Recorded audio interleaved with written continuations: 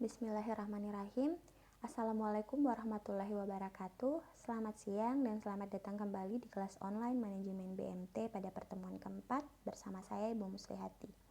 Hari ini kita akan membahas tentang filosofi pendirian Baitul Mal Tanwil yang akan kita rangkai dalam beberapa sub materi pembahasan. Saya harap adik-adik bisa menyimak dan mempelajari apa yang bisa kita petik pada materi kita hari ini.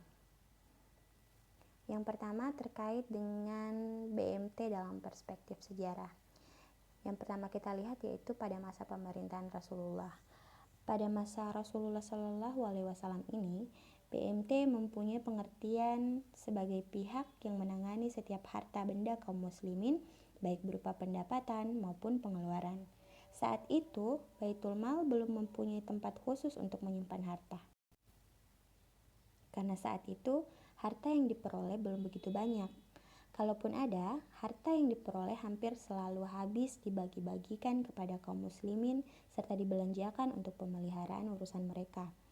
Rasulullah senantiasa membagikan ghanimah dan 1/5 bagian darinya setelah usai peperangan tanpa menunda-nunda lagi. Dengan kata lain, beliau segera menginfakkannya sesuai dengan peruntukannya masing-masing. Oleh karena itu, saat itu belum ada atau belum banyak harta yang tersimpan yang mengharuskan adanya tempat atau arsip tertentu bagi pengelolaannya. Selanjutnya pada masa pemerintahan Abu Bakar As-Siddiq. Ketika Abu Bakar menjadi khalifah, keadaan Baitul Mal masih berlangsung seperti itu di tahun pertama kekhilafahannya. Kemudian pada tahun kedua kekhilafahannya, Abu Bakar merintis embrio Baitul Mal dalam arti yang lebih luas. Baitul Mal bukan sekedar berarti pihak yang menangani harta umat, namun juga berarti suatu tempat untuk menyimpan harta negara. Abu Bakar menyiapkan tempat khusus di rumahnya berupa karung atau kantong untuk menyimpan harta yang dikirim ke Madinah. Hal ini berlangsung sampai kewafatan beliau pada tahun 13 Hijriah. Jadi peningkatan yang terjadi pada masa pemerintahan Abu Bakar itu adalah sudah dibuatkan satu wadah, satu tempat khusus untuk menampung harta-harta yang akan dibagikan kepada umat pada saat itu. Pada masa pemerintahan Umar bin Khattab, selama memerintah, Umar bin Khattab tetap memelihara Baitul Mal secara hati-hati, menerima pemasukan dan sesuatu yang halal sesuai dengan aturan syariat dan mendistribusikannya kepada yang berhak menerima. Umar lalu membangun sebuah rumah khusus untuk menyimpan harta, membentuk dewan-dewannya atau kantor-kantornya, mengangkat para penulisnya, menetapkan gaji dan harta Baitul Mal, serta membangun angkatan perang. Kadang-kadang ia menyimpan 1/5 bagian dari harta ghanimah di masjid dan segera membagi-bagikannya. Satu tingkat lagi di atasnya pada kekhalifahan berikutnya, Umar bin Khattab membangun secara utuh tempat khusus untuk menampung pemasukan yang nantinya akan didistribusikan kepada umat muslimin pada saat itu. Nah, pada masa pemerintahan Utsman bin Affan, kondisi yang sama juga berlaku pada masa Utsman bin Affan. Namun karena pengaruh yang besar dari keluarganya, tindakan Utsman banyak mendapatkan protes dari umat dalam pengelolaan Baitul Mal. Jadi pada masa pemerintahan Utsman bin Affan memang sedikit banyak kontroversi yang terjadi. Dalam hal ini, Ibnu Sa'ad menukilkan ucapan Ibnu Syihab Az-Zuhri, seorang yang sangat besar jasanya dalam mengumpulkan hadis, yang menyatakan Utsman telah mengangkat sanak kerabat dan keluarganya dalam jabatan-jabatan tertentu pada 6 tahun terakhir dari masa pemerintahannya. Ia memberikan humus pada Marwan yang kelak jadi khalifah keempat Bani Umayyah, memerintah antara 684 hingga 685 Masehi dari penghasilan Mesir serta memberikan harta yang banyak sekali kepada kerabatnya, dan ia menafsirkan tindakannya itu sebagai suatu bentuk silaturahmi yang diperintahkan oleh Allah Subhanahu wa taala. Ia juga menggunakan harta dan meminjamnya dari Baitul Mal sambil berkata, Abu Bakar dan Umar tidak mengambil hak mereka dari Baitul Mal, sedangkan aku telah mengambilnya dan membagi-bagikannya kepada sementara sanak kerabatku. Itulah sebab rakyat memprotesnya. Jadi ada banyak gejolak ketika masa kepemimpinan dari Utsman bin Affan terkait dengan pengelolaan BMT itu sendiri. Nah, bagaimana dengan pada masa pemerintahan Ali bin Abi Thalib? Tidak terlalu banyak. Pada masa pemerintahan Ali bin Abi Thalib itu kondisi Baitul Mal ditempatkan kembali pada posisi yang sebelumnya. Ali yang juga mendapatkan santunan dari Baitul Mal seperti disebutkan oleh Ibnu Katsir, mendapatkan jatah pakaian yang hanya bisa menutupi tubuh sampai separuh kakinya dan sering bajunya itu penuh dengan tambalan. Jadi pada masa pemerintahan Ali bin Abi Thalib, beliau mengembalikan apa yang menjadi sebuah kontroversi pada masa kekhalifahan sebelumnya. Jadi dia istilahnya menormalkan kembali seperti fungsi utama dan sistem pertama dari BMT itu sendiri. Nah, pada masa khalifah-khalifah sesudahnya bagaimana? Ketika dunia Islam berada di bawah kepemimpinan Khalifah Bani Umayyah, kondisi Baitul Mal berubah. Al-Maududi menyebutkan, jika pada masa sebelumnya Baitul Mal dikelola dengan penuh kehati-hatian sebagai amanat Allah Subhanahu wa taala dan amanah rakyat, maka pada masa pemerintahan Bani Umayyah, Baitul Mal berada sepenuhnya di bawah kekuasaan khalifah tanpa dapat dipertanyakan atau dikritik oleh rakyat. Jadi sudah ada campur tangan dari kekhalifahan sepenuhnya. Jadi mungkin dari segi transparansi di sini sudah mulai berkurang karena otoritas dari BMT itu sendiri sudah diatur secara penuh oleh kekhalifahan. Keadaan di atas berlangsung sampai datangnya Khalifah ke-8 Bani Umayyah, yakni Umar bin Abdul Aziz. Ini salah satu tokoh yang sangat terkenal terkait dengan BMT. Umar berupaya untuk membersihkan Baitul Mal dari pemasukan harta yang tidak halal dan berusaha mendistribusikannya kepada yang berhak menerima. Umar membuat perhitungan dengan para amir bawahannya agar mereka mengembalikan harta yang sebelumnya bersumber dari sesuatu yang tidak sah. Di samping itu, Umar sendiri mengembalikan milik pribadinya sendiri yang waktu itu berjumlah sekitar 40.000 dinar setahun ke Baitul Mal. Harta tersebut diperoleh dari warisan ayahnya, Abdul Aziz bin Marwan. Itulah tadi serangkaian perspektif sejarah terkait dengan Baitul Mal. Ini masih mencakup dari pada masa Rasulullah hingga kekhalifahan setelahnya. Yang jelas Baitul Mal pada saat itu berbeda dengan Baitul Mal BMT yang ada dengan di masa yang sekarang ini. Kita lanjut ke pengertian BMT. BMT merupakan kependekan dari kata Balai Usaha Mandiri Terpadu atau Baitul Mal wa Tanwil, yaitu lembaga keuangan mikro yang beroperasi berdasarkan prinsip-prinsip syariah. BMT terdiri dari dua istilah, yaitu Baitul Mal dan Baitul Tamwil. Baitul Mal merupakan istilah untuk organisasi yang berperan dalam mengumpulkan dan menyalurkan dana non-profit seperti zakat, infak, dan sedekah. Baitul Tamwil merupakan istilah untuk organisasi yang mengumpulkan dan menyalurkan dana komersil. Dengan demikian, BMT mempunyai peran ganda, yaitu fungsi sosial dan juga fungsi komersil.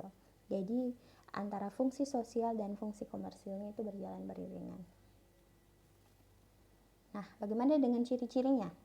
Yang pertama, ciri-ciri dari BMT adalah berorientasi bisnis, mencari laba bersama, meningkatkan pemanfaatan ekonomi paling banyak untuk anggota dan lingkungannya.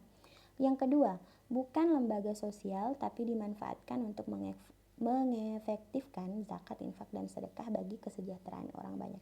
Ini tadi berangkat dari tujuannya yang sifatnya non-komersil tapi juga ada sisi komersilnya juga. Ditumbuhkan dari bawah berlandaskan peran serta masyarakat di sekitarnya.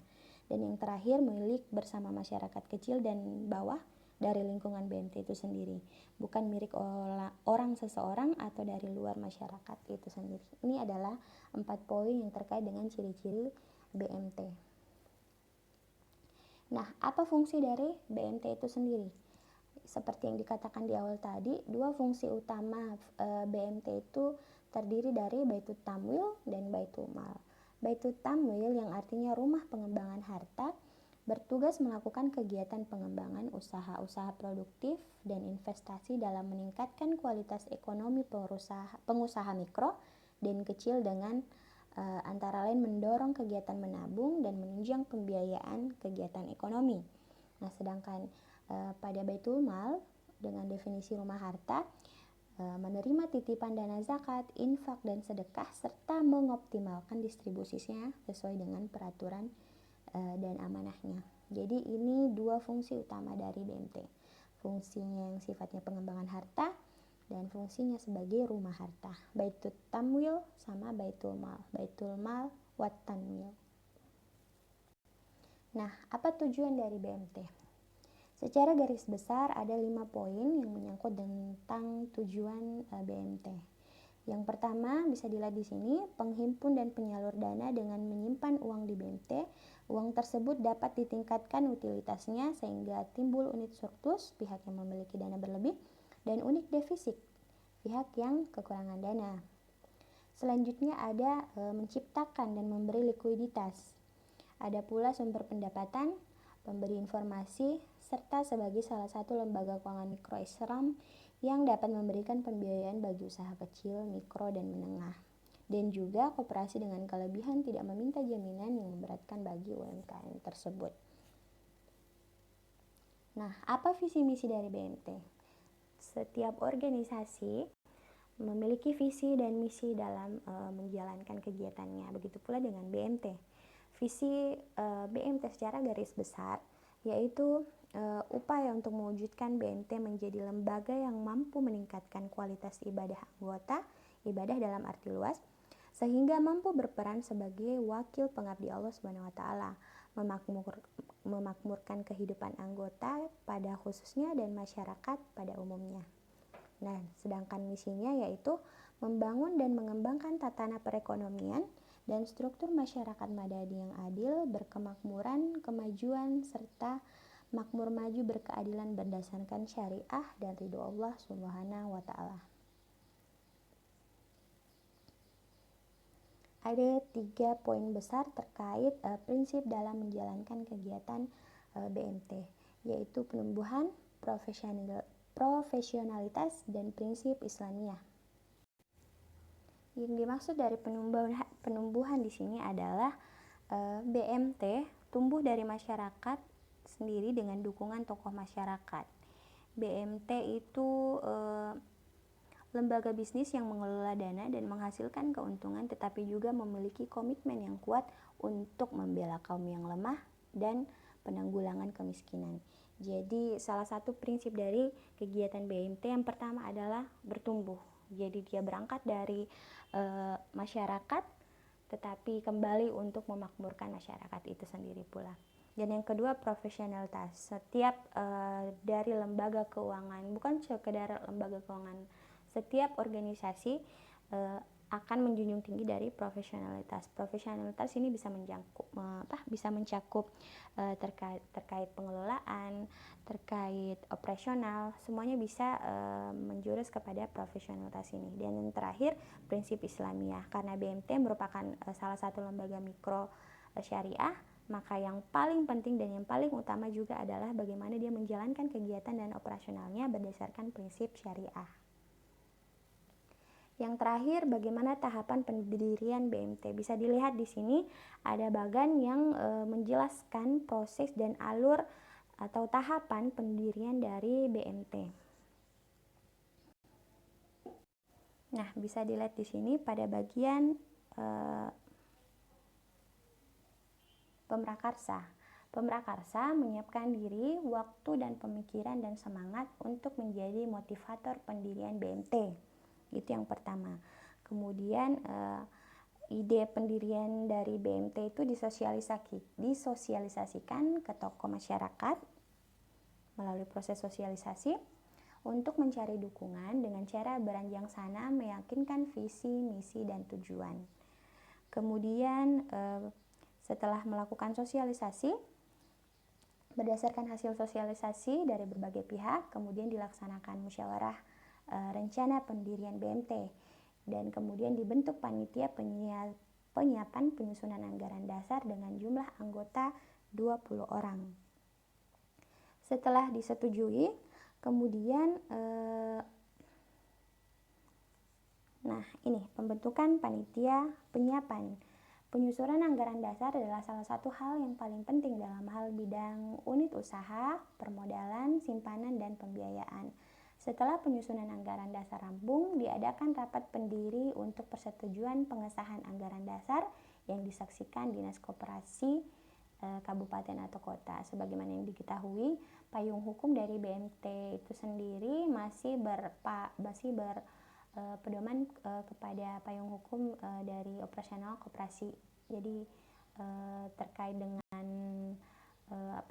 terkait dengan persetujuan pengesahan anggaran dasarnya juga mengacu kepada hal tersebut.